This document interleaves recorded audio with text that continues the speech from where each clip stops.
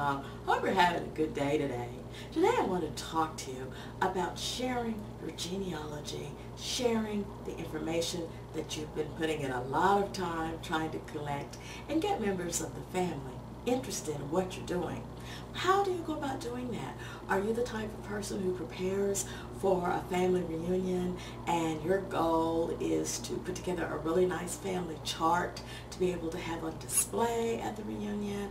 Are you another type of researcher who's been painstakingly putting in information in your favorite family tree program and you're hoping to be able to assemble a family book?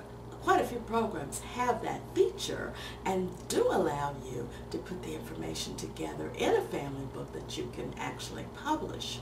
Or are you really kind of at a loss in terms of what to do? I know some people have pointed out that they've gotten a lot of information together, they put a nice chart, people stand up at the reunion and they look at it, and that's about it. Nobody's really interested beyond that, and then they go on with the celebrations. Well, I think sometimes that's because there are many researchers who confuse a family reunion with genealogy.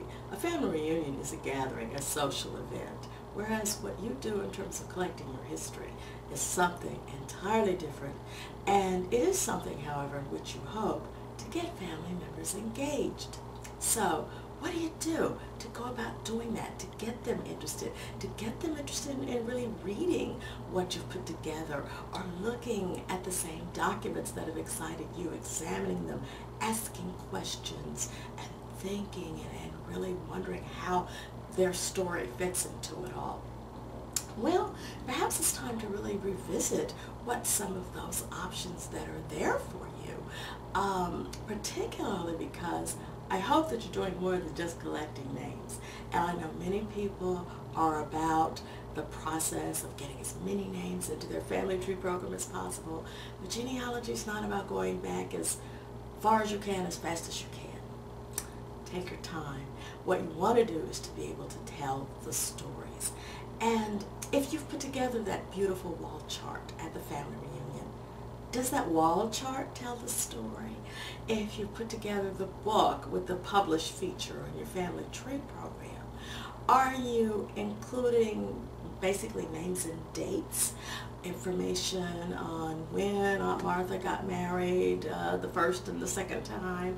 Or are you going to tell the story of how the family referred to the courtship of Aunt Martha and Uncle Henry? There might be an interesting piece of information that the next generation has never heard. How to capture those stories? Well, there are a lot of options that are out there, and there are a lot of tools that make it easier before to ever do that, and to share those stories, to also share those documents that you have. I recommend all the time that people pay attention to what's out there, what's available for you. A lot of these things are free. There are sites in which you can create your own family pages. I recommend that you look at some of them. Why not consider using probably one of the most popular websites right now, and I'll bet you 2 to 1 more than 5 people in your family have an account. I'm talking about Facebook. Well, Facebook, you can do with it what you want to do with it. Some people spend a lot of time playing games. I don't play games with it. I interact. I'm very selective about the individuals with whom I'm in touch. And I'm very particular about the information that I share. And I use it primarily for genealogy. I know one individual who's been uploading information on the family, and as a result, particularly because he's uploading old photographs that many have never seen, he's now getting additional photographs that he's never seen before. And this is a wonderful way. He's created this family group, and the response from the cousins he hasn't heard from in a while has been wonderful. Practical use of Facebook, great use of really sharing the information, created strictly a family group, and the response has been tremendous. I have another colleague who uses one of the free sites, Tribal Pages, and this individual, my gosh, has probably over 800 images, not of all photographs. He's also put up documents. He's put up old marriage records, discharge papers, military records. He's also put up some certificates, I'll say, that are kind of noteworthy for those in the 21st century. The family has become admitted into some of the state that he researches, some of the first family programs or the pioneer families of the state. He's put the family papers up pertaining to that. And again, that's created more dialogue and more enthusiasm from family members. An absolutely great way to share the information. Don't just assume that you have to put up photographs. In many cases, you may not have photographs, but put up the documents that tell the story. Somebody's going to ask a question. What is this exactly? And what does this actually reflect? Opportunity to educate the younger generation in terms of what it's about, and I recommend that. One other thing I'd like to recommend that you consider doing is creating a family blog. Now, many people like blogs. There are thousands, millions of blogs that are out there on the internet. I don't necessarily use it in a traditional way, in the sense that many people will blog their experience. They're going on a trip and they're going to put something up every day on what they're doing, so it's like an online diary, and that's an option for people. But I've been for several months now working on a blog, one that's on my own ancestors, and I put information and share information on that. And then, because I also get involved in community research, I have a blog pertaining to a larger community that I research in eastern Oklahoma. Well, on both of those, I'm able to share a number of things. On one of the blogs, particularly one reflecting the family history, I've been able to tell some stories. I've been able to tell the story on how I found a long-lost uncle that some people had heard of for some time.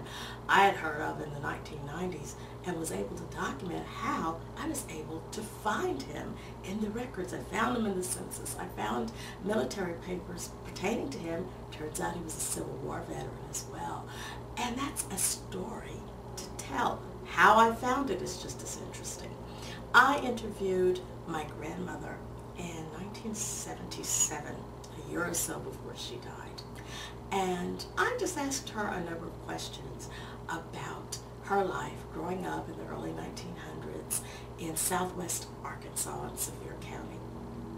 She gave me some wonderful stories. I got the basic information, the names of her parents and her siblings, but then she just began to tell me other stories. She told me about one of the sisters who had been receiving a gentleman who would come to visit her at the house, and she was given permission to have the gentleman come courting, and how this particular man would occasionally, he would bring her flowers, occasionally he would bring her a nice handkerchief, and then one day he gave her a pair of gloves. And I'm like, okay, a pair of gloves. Well, apparently that was a personal item in the early 20th century. A gentleman who gives a lady a pair of gloves, that's almost like asking her hand in marriage.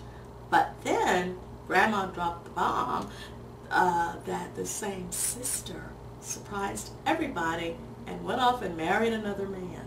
Well, apparently that was kind of a scandal back in the 1910s, and it's one of those things that I wouldn't have known it. I'm thinking, hey, a pair of gloves, that's a nice gift. But no, it meant a big deal. That story taught me something about the norm of the day, but that story also told me an interesting little anecdote about one of my great aunts, and it was kind of a fun story to hear about. But that won't necessarily pop up on a family tree program. It won't necessarily, certainly it's not going to be visible in the traditional family chart that I have on display. My point being, don't forget to tell the stories that are in your family. And you may say, well, I don't have any stories. Oh, sure you do. If your family had origins in any of the southern states, but now many of the relatives now live in New York, they now live in Michigan, they now live in Chicago, there's a story. When did they migrate and why? If they were part of the years of the Great Migration from 1915 until, let's say, the early 1950s, how did they make that journey? How did they respond to the community when they arrived there? If they were from the South, if they were of African ancestry, they probably, if they traveled by train, they had the experience of traveling in a Jim Crow car. What was that experience like? Get them to tell that story. If they traveled by car, where did they sleep at night? How were they accommodated on the road? Did they use the famous Green Book that was produced by what was at that time Esso? It's now Exxon now, but did they use that, which was a guidebook or a travel guide for African American motorists? How did they make that journey? Was your family, prior to that, in the 19th century, were they part of the westward migration? There were a lot of people who were leaving states east and heading out to the western territories in the western states. There's a story. What was their life like before? What was their life like en route? And what happened when they arrived? There are plenty of stories to tell, and a blog is the best place to put some of these stories. You're going to get other members of the family interested in the history, and you might end up picking up an ally along the way. Someone else might realize, gee, I'd like to get involved with that as well. So basically, my point is, make sure you incorporate the stories, but use the vehicles and the tools that are there right now. As I know that one of my colleagues says, use the tools of tomorrow to document your past. Well, actually, these are the tools of today. And these are going to help you tell the stories better. Your family wants to know the essence of what happened to our ancestors. We want to know really what can you tell the younger generation. The younger generation is not going to listen very long if you're just going to go and read off a list of names. But they may want to hear about the ancestor who shot somebody in Tennessee and had to run away to Texas. Whoa, that's kind of an interesting story. What happened? What was the situation that he shot someone? Did he make it to Texas? What's part of that story? These are all the things that really make what we're doing worthwhile, because we're telling that story. And it's important not to just scoop up another ancestor and put them on the list, add them to the family tree program. It's far beyond that. You want to really put the meat on the bones by telling the story. So look at all of the wonderful features that are out there that can help you tell that story. Start to read as well. If you don't follow people on their blogs, and there are quite a few genealogy blogs, start to read and see what people are doing and see what's being captured.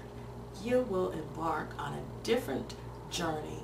Your research will take off in a different direction, because you're going to have suddenly a body of interested cousins who want to hear more of the family story.